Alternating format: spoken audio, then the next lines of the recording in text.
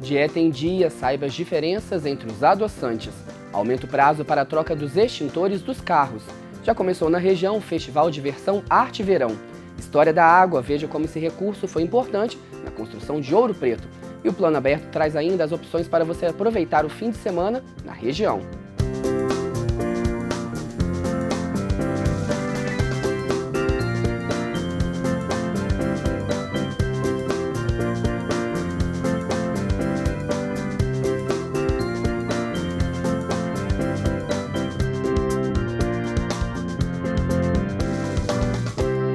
Olá! As prateleiras dos supermercados estão cheias de produtos que prometem o sabor doce do açúcar, sem contudo prejudicar a dieta. O adoçante é um deles. Surgiu para facilitar a vida dos diabéticos, mas hoje em dia, no entanto, muitas pessoas são atraídas pelo produto, que é livre de calorias. E as opções são muitas. A repórter Águida Martins conversou com uma nutricionista e traz pra gente a diferença entre os adoçantes encontrados no mercado e como escolher o ideal para a sua saúde. Sacarina, ciclamato de sódio e sucralose são os principais tipos de adoçantes artificiais. Além desses, existem os produtos naturais, considerados mais saudáveis. Para explicar a diferença entre eles, eu converso agora com a professora do curso de Ciência e Tecnologia de Alimentos da UFOP, Patrícia Pereira. Patrícia, há muitas opções no mercado. Quais as diferenças entre esses produtos, entre os produtos naturais e os artificiais? Os adoçantes naturais são aqueles que são extraídos diretamente de plantas ou produzidos por via biotecnológicas. Já os artificiais são aqueles que são produzidos em laboratório. Os naturais, a gente pode dar como exemplo o mel, que ele tem o poder adoçante de 2 vezes superior ao açúcar comum, né, que é chamado de sacarose. Então, a gente pode colocar uma quantidade menor, né, do que o açúcar comum. A gente também tem a estévia, né, que ela é extraída de plantas e ela pode ter o poder edulcorante 300 vezes maior do que o açúcar comum. E vários outros. Já os adoçantes artificiais, a gente tem também vários, como o ciclamato sódico, a sacarina, a sucralose, talmatina, entre outros. E, professora, qualquer pessoa pode consumir o adoçante ou existe contraindicação? Existe contraindicação. Um exemplo é o caso da sacarina e do ciclamato. Esses adoçantes, eles possuem sódio em sua estrutura. Então, pessoas que têm hipertensão não devem consumi-los. E com relação às reclamações, com relação aos adoçantes, quais são as principais, professora? É o gosto residual amargo. Isso é devido ao excesso que a gente utiliza. Vamos dar um exemplo no café, que o ideal é a gente colocar 4 gotas de adoçante, mas geralmente a gente coloca 10 gotas para ficar mais docinho. E, professora, algumas pesquisas associam o uso de adoçantes a certos tipos de doenças. Realmente, esse equivalente de açúcar pode trazer mal à saúde?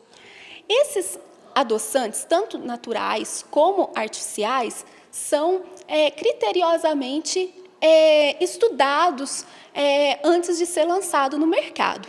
Então, em doses ideais, não faz mal.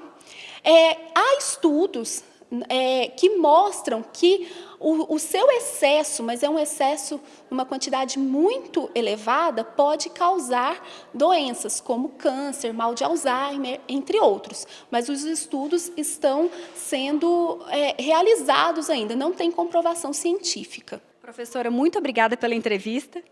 E com tantas opções e restrições para fazer o uso de adoçante, você deve consultar um médico ou um nutricionista para saber qual o produto mais indicado. Começou nesta sexta-feira a 4ª edição do Festival Diversão Arte Verão de Ouro Preto.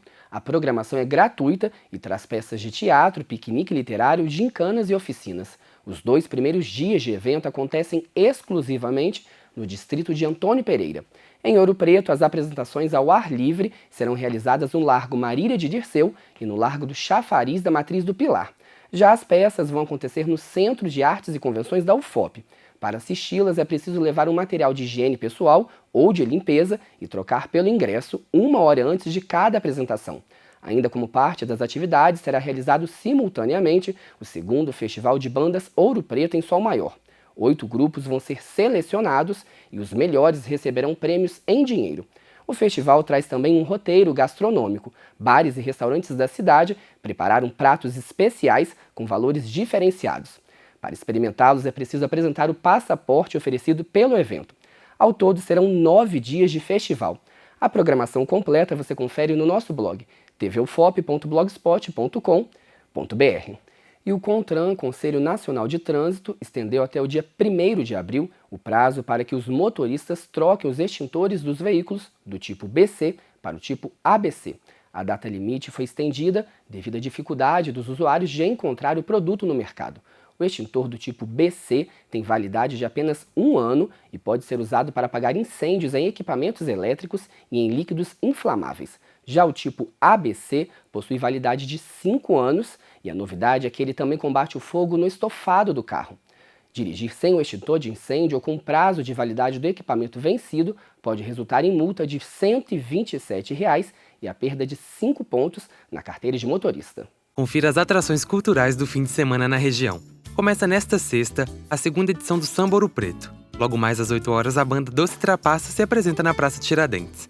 Já às 10 da noite, quem entra no palco é o Grupo Pichote. O Samba Ouro Preto é gratuito e vai até o domingo. No sábado, a banda Quarto 113 se apresenta no Vale dos Contos. No repertório, o grupo mistura canções próprias com releituras de sucessos das décadas de 70 e 80. A apresentação começa às 8 da noite. A entrada, que é gratuita, deve ser feita pela portaria da rodoviária.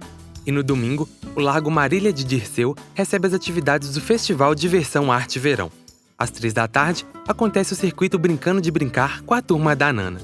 Às 6 da noite, tem um mini-teatro Moto Expresso de bonecos com o grupo Caixa 4. As atividades são gratuitas. Entre no nosso blog e confira outras atrações do fim de semana na região. Acesse tvufop.blogspot.com.br. Nesse mês, a discussão sobre a qualidade da água em Ouro Preto foi manchete nos principais jornais locais. Após 2 corpos serem encontrados em um reservatório específico do IFMG, a população ficou em alerta. O episódio não afetou a qualidade da água. No município, esse recurso natural vai além, está ligado à própria história. Na próxima reportagem, você vai ver como a água teve papel fundamental na mineração do ouro e como ela deixou de herança para a cidade um verdadeiro museu a céu aberto.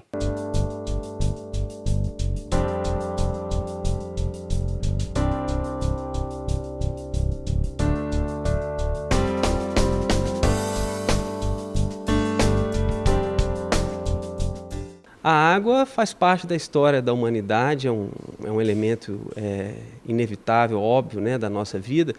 Então, pesquisar a água na história funciona em qualquer contexto. A relação entre o início da história da água em Ouro Preto e o ciclo do ouro é grande. A topografia acidentada dos vales e dos morros não impediu que os bandeirantes e pessoas do mundo inteiro viessem para cá em busca de riqueza. Desde o final do século XVII até hoje, pode relacionar alguns bairros da cidade a um córrego. Um dos que ainda tem um nome original, que permanece ainda hoje, né, é o bairro Água Limpa, que historicamente existiam 2 em Ouro Preto, né? O Água Limpa aqui do lado do Pilar, da paróquia do Pilar, e Água Limpa da paróquia do Antônio Dias, da Conceição. O do Pilar ainda permanece, é a Água Limpa ali atrás do bairro Rosário, né, que é o córrego Caquende. Ouro Preto é não só o berço, né, da mineração, foi um vetor de várias transformações importantes na história colonial. Essa importância também está relacionada à água, né? A descoberta do ouro ela se deu por causa da água, porque o ouro era ou o local onde a água estava, no caso do ouro de aluvião, ou a força, a energia necessária para desbarrancar os barrancos e tirar aquele minério mais rico, né? Por ser rico, a demanda pela água cresceu, a população aumentou e mudou toda a estrutura física, econômica e social da antiga Vila Rica. Houve uma disputa pelo ouro, mas também pelas águas. Então, com isso, ocorreu um interesse por água, uma demanda por quantidade de água jamais vista na América do Sul, no caso na América Portuguesa da época. Isso vai alavancar uma série de investimentos, e investimentos como os que já tiveram no século XIX. Né? No final do século XIX, Ouro Preto teve um sistema de água e esgoto moderníssimo, né? Similar ao das melhores cidades da Europa. Historicamente, a gente não soube preservar isso, né? Como um patrimônio, um bem vital, né? Então, a maioria desses córregos, né, que deram origem à cidade de Ouro Preto, eles foram desrespeitados, né, viraram espaços de lançamento de esgoto, construções irregulares, né? A gente circula por esses bairros, procura esses rios, às vezes não encontra, eles estão encobertos, né?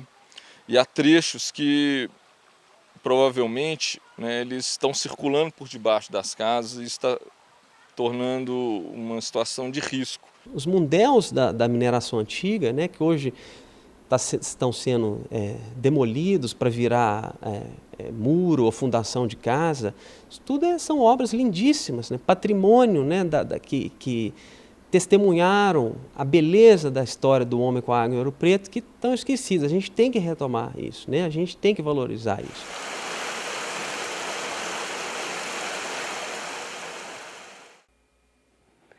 E a gente fica por aqui. Obrigado pela companhia e até o nosso próximo encontro.